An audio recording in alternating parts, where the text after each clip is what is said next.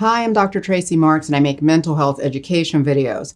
Today I'm answering a viewer request to talk about schizotypal personality disorder.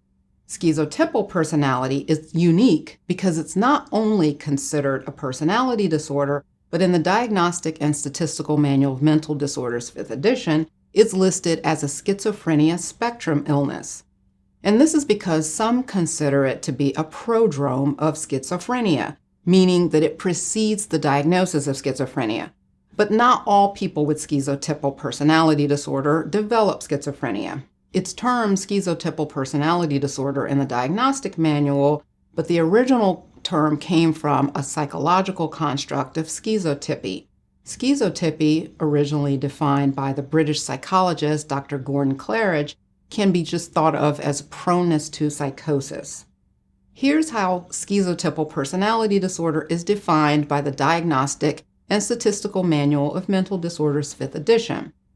A pervasive pattern of social and interpersonal deficits marked by acute discomfort with and reduced capacity for close relationships, as well as cognitive and perceptual distortions and eccentricities of behavior, beginning in early adulthood and present in a variety of contexts, as indicated by 5 or more of the following. Here's a translation of that. A key characteristic of schizotypal personality that differentiates it from the other personalities is that the person is very uncomfortable with close relationships and their overall demeanor is odd and eccentric. Like other personality disorders, this way of thinking, behaving, and relating shows up in different contexts. It's not just something that happens when you're around certain groups of people. It's the way you are in most contexts. I emphasize this point of various contexts because I often get the question, what if I only have 1 or 2 of the traits? Anyone can have aspects of the various personalities without manifesting it as a personality disorder. There may be contexts where you exhibit behaviors that are consistent with histrionic personality, as an example. But those behaviors don't interfere with your overall functioning and relationships. Also, those behaviors don't cause you distress. It's just the way you act in certain circumstances. Another aspect of a personality disorder is how rigidly you hold to certain beliefs and perspectives. Without the personality disorder, you can do some of these things, but if you see that they aren't working for you because they cause you trouble or interfere with your relationships, you change the way you think. But with a personality disorder, you persist with this way of thinking, behaving, or relating, even in the face of negative consequences. So that's just some of the differences between having a personality disorder versus having some traits of a personality disorder. So back to the criteria. For the diagnosis of schizotypal, you need 5 of the 9. The first is ideas of reference. This is when you incorrectly assume random or casual events are directly related to you. An example of this is being in a group of people and believing that everyone is talking about you. An odder example of this is watching a speaker on television and believing that when the speaker's mouth twitched, that was a signal for you to quit your job. This is a good example of a trait that anyone can have at any time. Like if you have insecurities, you can always think that the things that you do or don't do have more of an effect on people than they really do.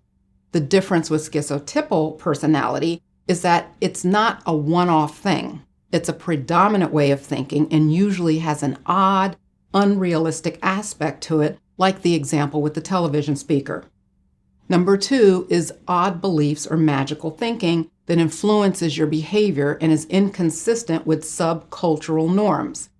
Examples of this is being preoccupied with superstitions and paranormal activities like telepathy and clairvoyance. Telepathy is when you believe that you can communicate with people without using any of your senses. Clairvoyance is sensing things supernaturally without any obvious data on which to base that conclusion. Fortune telling is an example of clairvoyance. An example of magical thinking is believing that your friend brought you the newspaper because you wished for it a few hours before. Next is unusual perceptual experiences, including bodily illusions. This can look like Sensing another person's presence in a room. One example of this is having a seance. A seance is a meeting where people connect with the dead. They can do this by using a person as the medium of communication or a Ouija board that has letters and numbers on it to spell out messages. Another trait is odd thinking in speech. With this kind of speech pattern, you may notice that something's not quite right, or it just doesn't seem to make sense. Here's an example, and this is a comment from an anonymous viewer. Alienation has a way of reaching to where you'd be tempted to see its relativity with some other dilemma, like being slapped with a heavy, years-long and life-altering public demerit. This sounds very intellectual, and it takes a lot of thought to work through the words to understand the meaning. When I first read this person's comments, and this person comments a lot, so I was getting used to looking at these kinds of comments, I asked the person if they were using Google to translate from another language, because it sounds like words are artificially inserted into the sentence.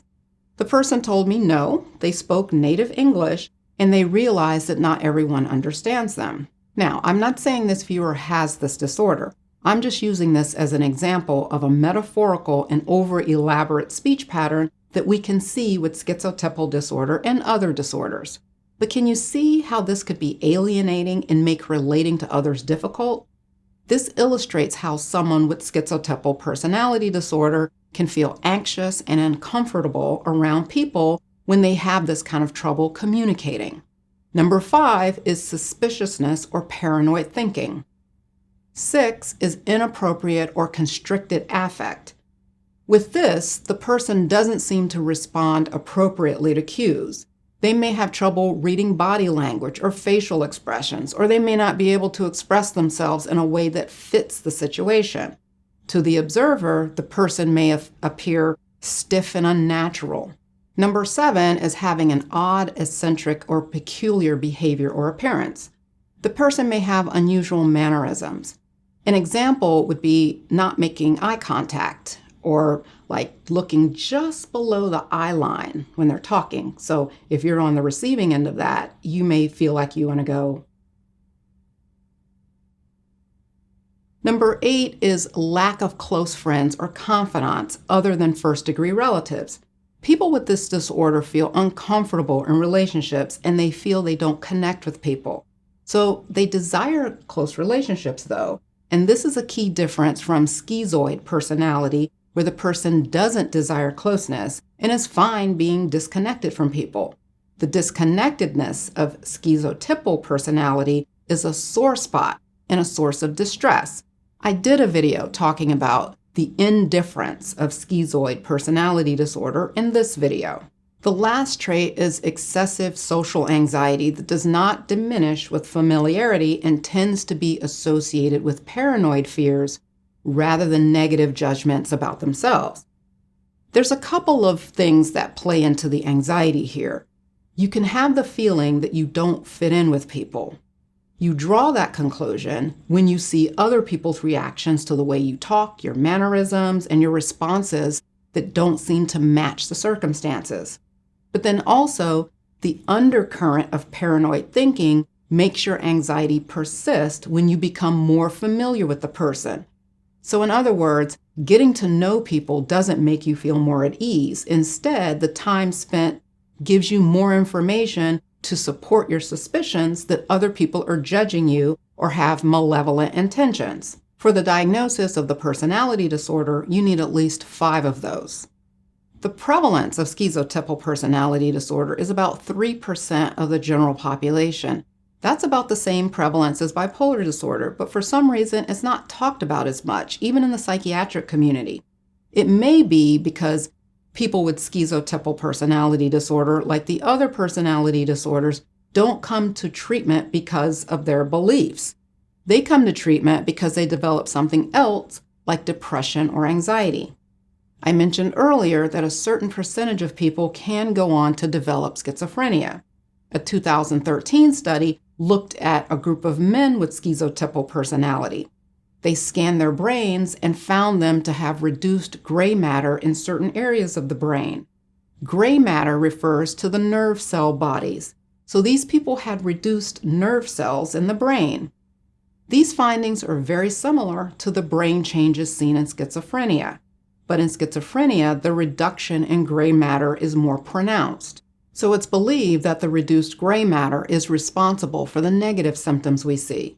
Negative symptoms refer to things like decreased emotional expression, apathy, trouble communicating, and social withdrawal. And we do see these negative symptoms in schizophrenia. So it looks like these two disorders share some similarities, which is why schizotypal is considered a schizophrenia spectrum illness. People with schizotypal personality don't have the overt hallucinations and delusions that you see with schizophrenia, though. The significance of this connection is that there has been research in the area of using computerized social cognitive training with auditory training to improve the negative symptoms of schizophrenia. The antipsychotic medications treat positive symptoms like hallucinations and delusions, but they don't help as much with the negative symptoms and cognitive deficits like slowed processing and memory problems. Given the similarities between schizotypal personality disorder and schizophrenia, it's possible this could be a non-medication approach to treating this personality disorder. It's still an experimental approach, and we don't have a standard protocol for it yet, but it's promising. For more on schizophrenia, watch this video. See you next time.